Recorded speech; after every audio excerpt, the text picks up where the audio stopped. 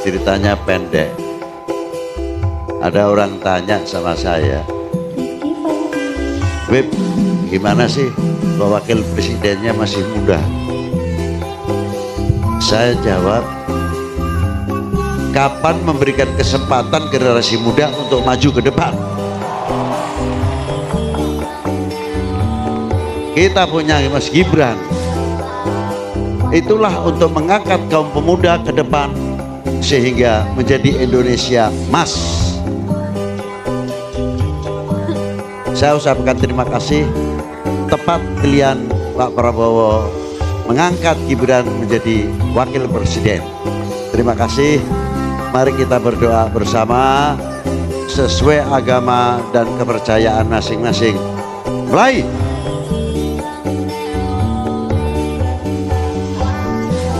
Salam Nusantara, NKRI harga mati. Ketemu kembali bersama saya di sini. Kawan-kawan, sahabat sekalian yang belum subscribe, tolong di subscribe ya, supaya saya lebih semangat lagi dalam membuat video di channel ini. Nah, kali ini kita akan bicara tentang Gibran, di mana pada saat ini telah ditetapkan sebagai bacawa pres yang mendampingi Bapak Prabowo Subianto. Dalam hal ini, salah satu orang kiai ternama atau yang sering kita sebut sebagai Abah Lutfi mendukung Gibran, bahkan mendoakan, bahkan menyampaikan terima kasih kepada Bapak Prabowo, di mana Bapak Prabowo mempercayakan mengambil Gibran Raka Buming Raka sebagai calonnya, wakilnya. Nah, hal ini membuat saya salut dan membuat semangat bahwa tidaklah sia-sia saya pribadi mendukung Gibran ini dan Bapak Prabowo. Ternyata ada seorang ulama besar yang mendukung dan mendoakan mereka berdua.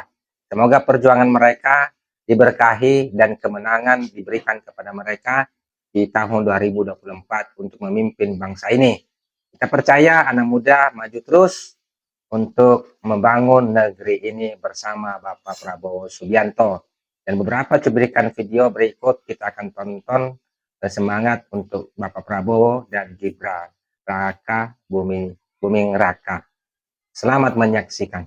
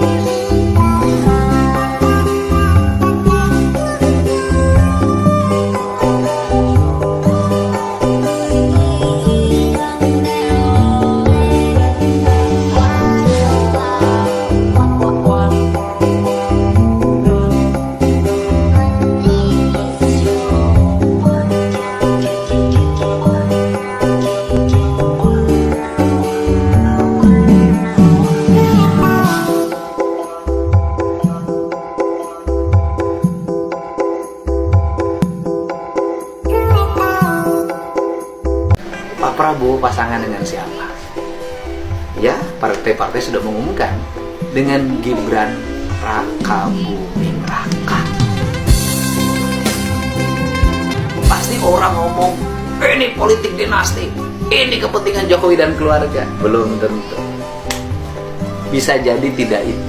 Bisa jadi kalau politik publik bisa dibuat sebuah skenario seolah-olah ini ada yang paling berpenting untuk kepentingan bangsa. Ini Anda tidak tahu. Saya pakai logika sederhana.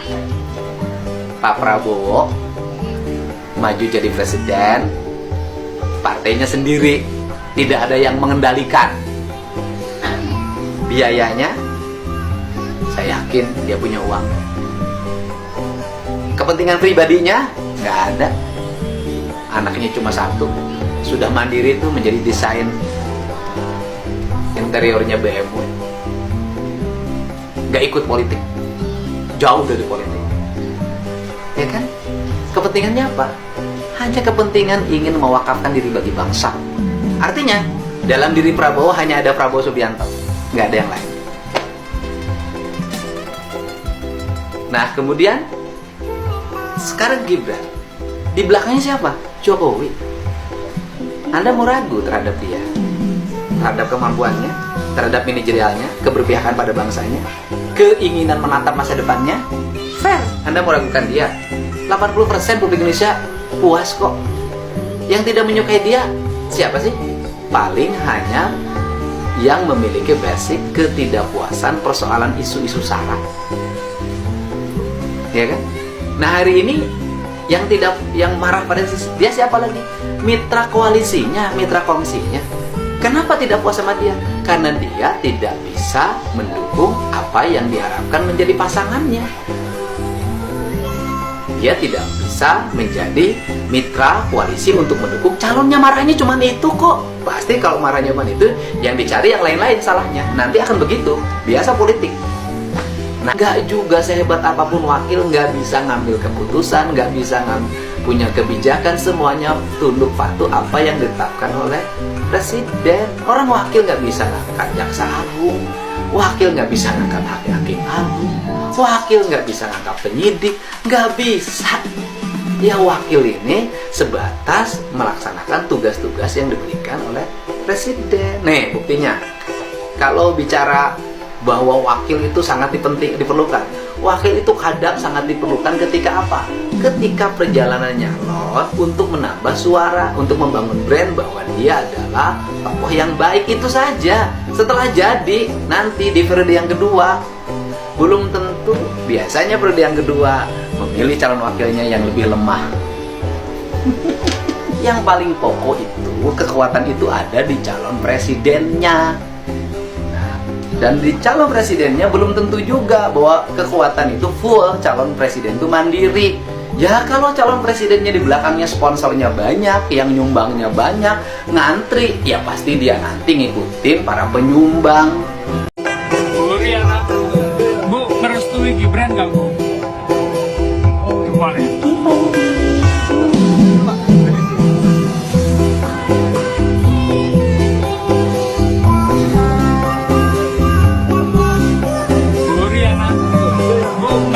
Gibran nggak? Boleh.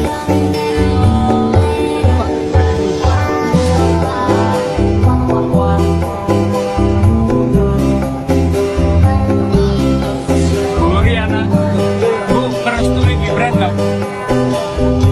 Boleh.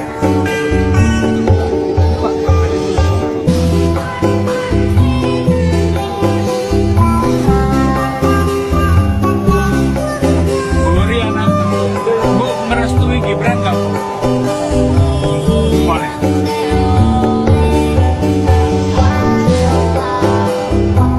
Bu Riana, Bu merestui Gibran nggak?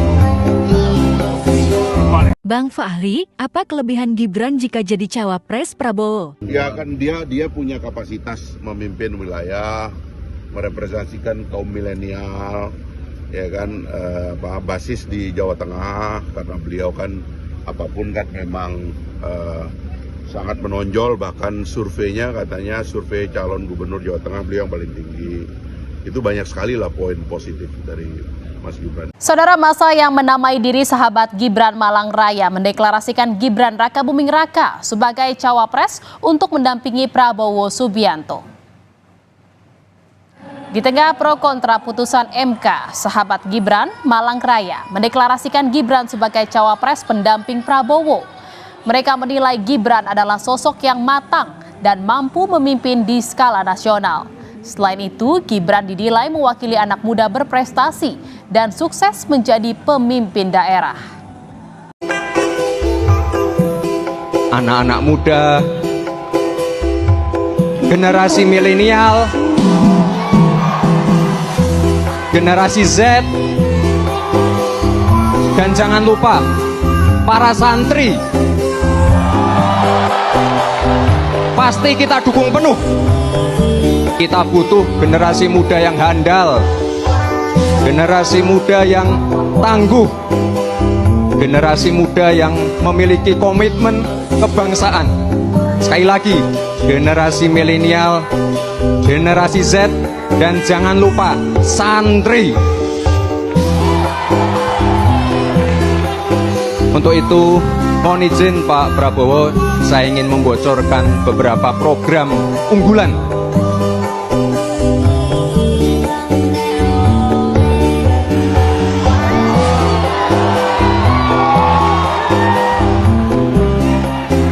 Dana abadi pesantren.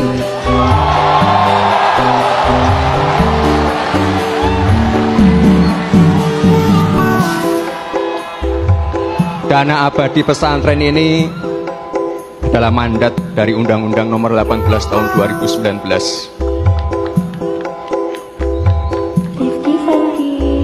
Sekarang sudah ada yang namanya KUR, sudah ada yang namanya kredit mekar, sudah ada wakaf mikro, ada kredit ultra mikro.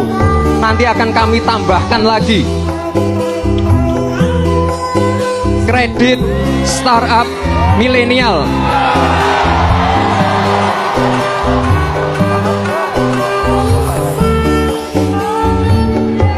Ini untuk bisnis para milenial yang berbasis inovasi dan teknologi. Sekarang sudah ada KIS, ada Kartu Indonesia Pintar, ada PKH. Nanti saya tambahkan lagi KIS Lansia.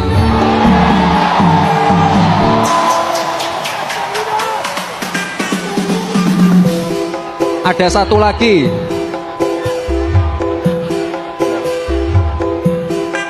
lagi, tapi ini yang bawa biar istri saya saja. Soalnya ini berhubungan dengan ibu dan anak.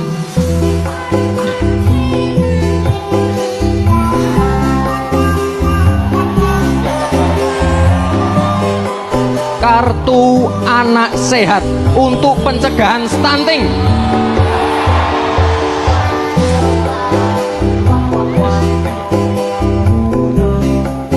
Lalu tak lupa hilirisasi untuk komoditas pertambangan, pertanian, dan perikanan. Ini wajib. Dan juga ekonomi hijau dan energi hijau untuk keberlanjutan.